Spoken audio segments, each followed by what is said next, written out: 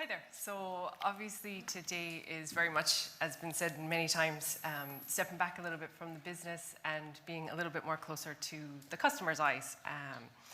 So I believe you've possibly all created some nice customers in front of you, so do bear them in mind when I'm going through some of the points that are in my presentation. So I'm just going to run through online merchandising from a customer perspective. So what is online merchandising? So as an official definition, online merchandising is the strategic placement and order of products, collections, and promotions on your site to increase sales.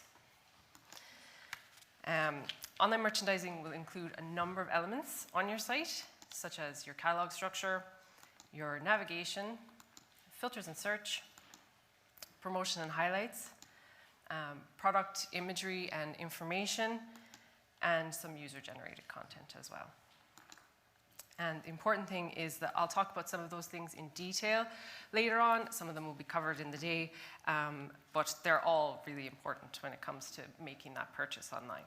So when done right, it keeps your customers interested in exploring and purchasing items, but also ensures they find the right product at the right time.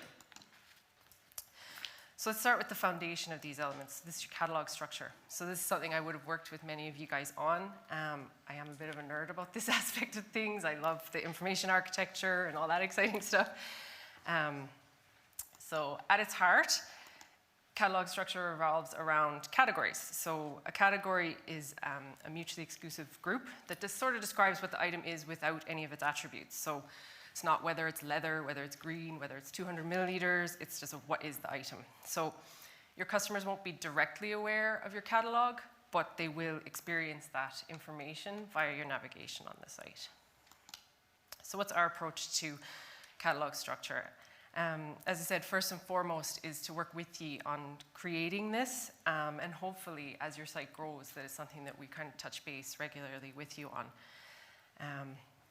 So when coming up with recommended categories, I'll always be researching any existing sites, current navigation, competitor sites, things like that. And the goal is always going to be to get the most number of products in front of the most number of eyes so that they'll find what they want to purchase. So a few key points on this is just about keeping things simple and broad when it comes to categories. It helps ensure that you have a home for everything without having to create additional places for them. Magico AB Commerce will automatically populate any parent categories, so you only ever need to make an assignment to the lowest level on our platform.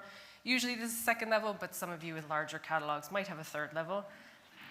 This does need to be consistent so that you don't break any functionality or end up with products not appearing where expected.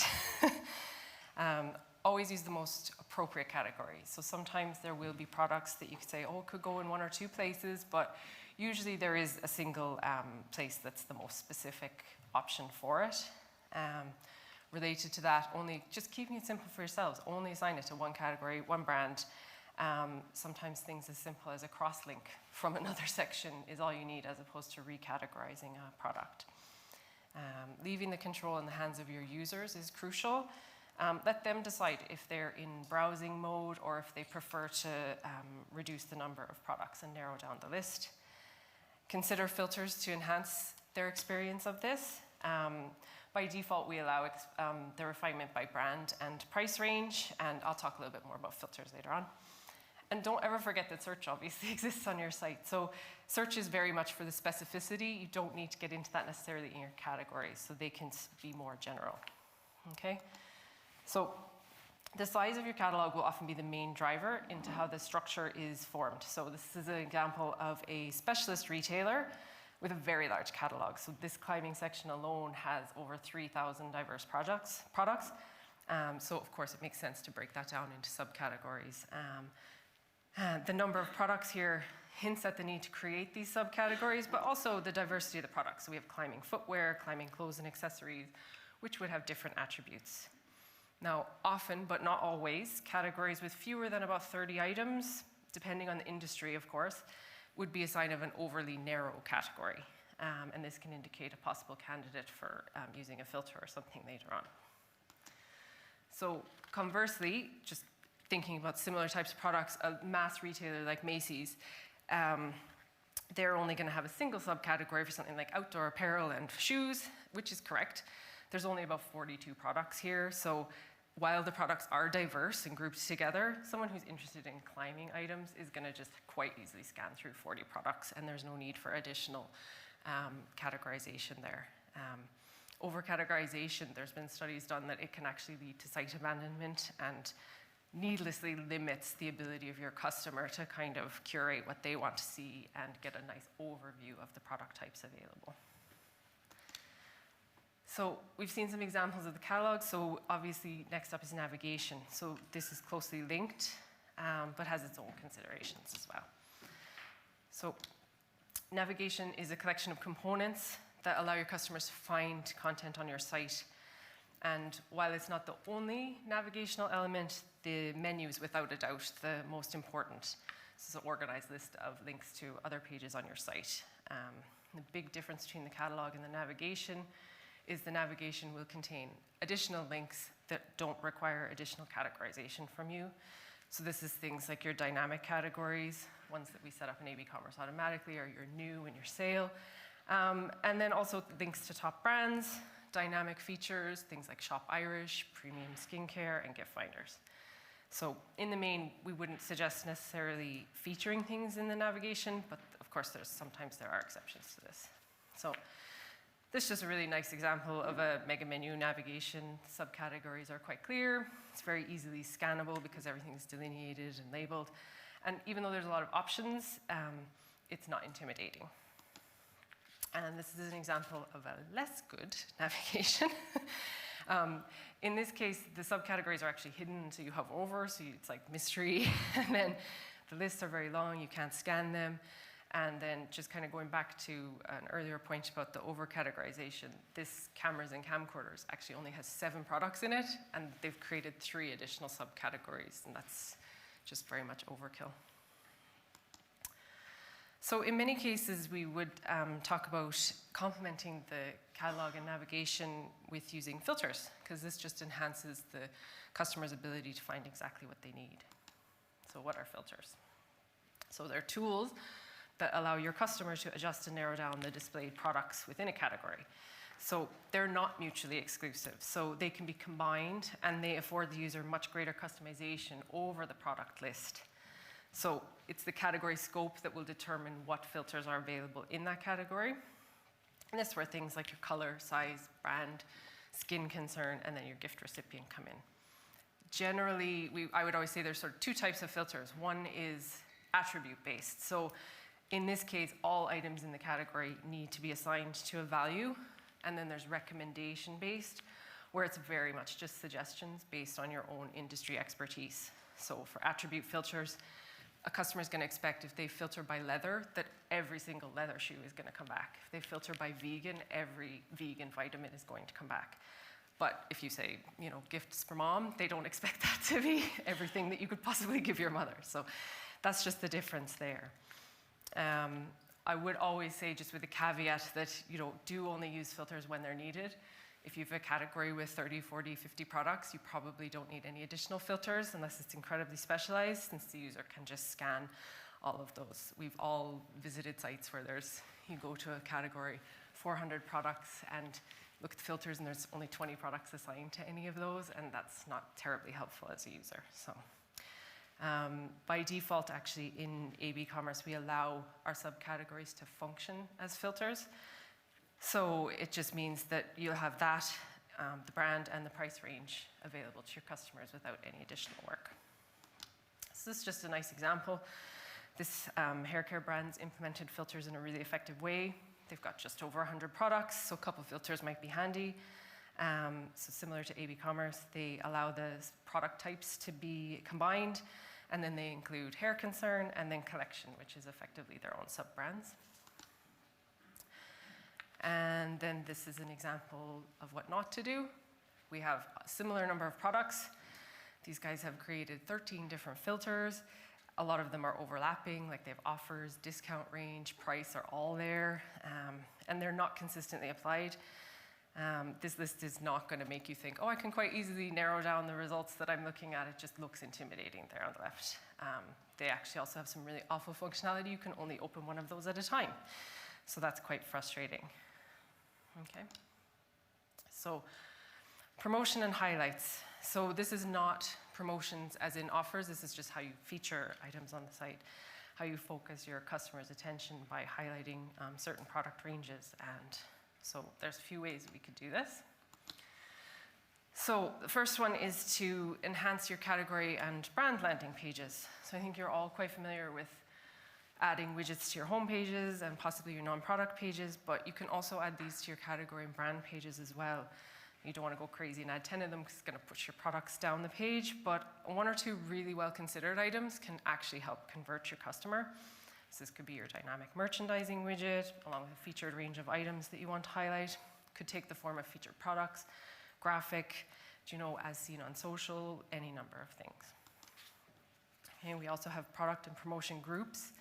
Some of you will use these obviously for promotions, but they look a little bit like categories in the administration, but they behave a bit differently on the front end in that one nice thing, they have a landing page and they exist outside your navigation. So they have a direct link to them, but you don't have to include them in your navigation if you don't want to, okay?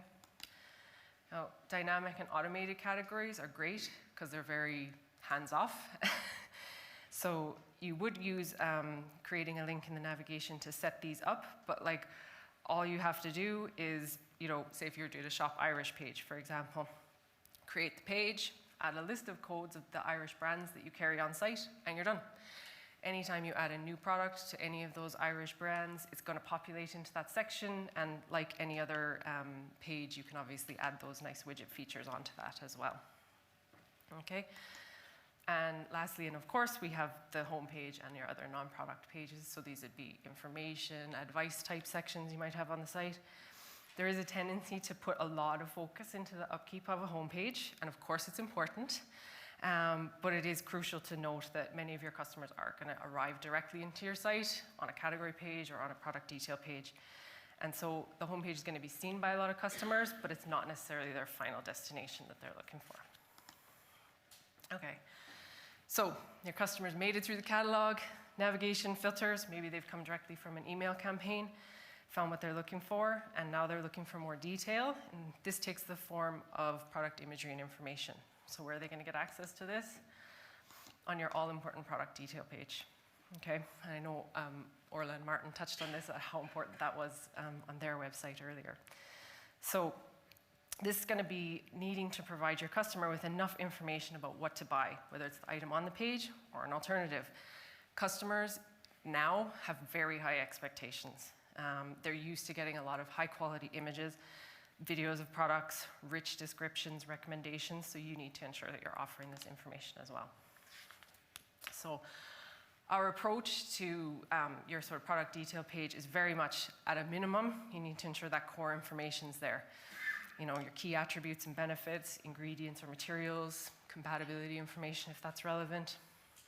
We would also recommend including some sort of value-added content, recommended usage, how to style an item, that sort of thing. Upsell as well. Alternatives, add-ons, and related products. Tell them about the other colors, whether they need a battery pack with the drill. If they enjoy this moisturizer, they might also like the cleanser from the same brand. Okay? Quality imagery. So this is key. Gone are the days when like a single low-resolution image is going to suffice. Customers want to see the product from all angles. They want to see a close-up. They want to see it on a person. They want to see it in a room. Context is key here. Like something like a backpack. Like how big is it? I don't know until I see it next to a human being or some other object. Use video if that's relevant, where appropriate, to show off the item or how to use it. Consider including product and service reviews. Previous happy customers are incredibly persuasive. And lastly, consider using some user-generated content, so perhaps via a third party like Yotpo or something. Okay, so this is just an example of a nice product detail page. All the information a customer needs to make an informed choice, great photos and video, the model moving in the clothing, size guide, delivery info, complimentary item is noted there. Just off screen, there was materials and washing instruction, and even some some additional context about the model telling me her size and her height so that I can get a better idea of when I'm making a purchase. And it's just another lovely example of the type of content that you could have. The full gallery is above this on the page, but Here we have like customer reviews, a description of the style, material, product details, right down to like how many pockets and what's the waistband like, which is crucial for kids' clothes. And I can also see that this is an exclusive item, size, color info, and all your other basics. Okay? So, I've gone through a lot quite quickly, probably talking 1,000 miles an hour. So what are the key points here? So, when it comes to categorization and navigation, keep it simple. This will make life easier for you and for your customers. There's no one-size-fits-all answer when it comes to how you feature items or whether you use filters on your site. AB Commerce has a lot of options around this, so there's bound to be a solution that will suit your needs. Product imagery and information, more detail is persuasive. Images are persuasive. Videos and reviews are persuasive. So help your customers make an informed choice. And lastly, and most importantly, please remember that we are always here to help, so don't ever hesitate to get in touch, and we will happily help you get on the right path. And that's it. Thank you.